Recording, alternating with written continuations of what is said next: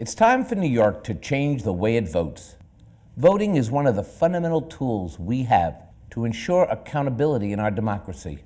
Yet our election system often makes it harder, not easier, for New Yorkers to cast their vote. One solution to this problem is instant runoff voting. Under our current voting system, we hold primaries that often lead to a runoff election. That runoff is held 2 weeks later at large additional cost and reduces voter turnout. In the 2009 primary for Comptroller, 11% of voters came out to vote. But in the runoff election, turnout dropped to just 8.4%. Not only did participation drop, it also cost an additional $15 million. That cost is on New York City taxpayers. Instant runoff voting would allow voters to rank their choices, combining 2 elections into one, and therefore reduce cost and increase voter participation.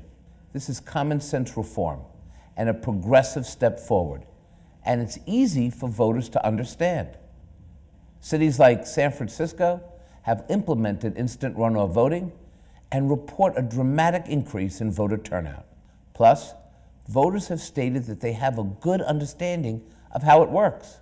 We need to stop these unnecessary and costly runoff elections. This is about creating a system that is fair and representative of the people. At a time when states across the country are taking steps to disenfranchise voters, New York should lead the fight to ensure better access to the ballot box. Everyone agrees, 1 round of voting is a lot easier than 2.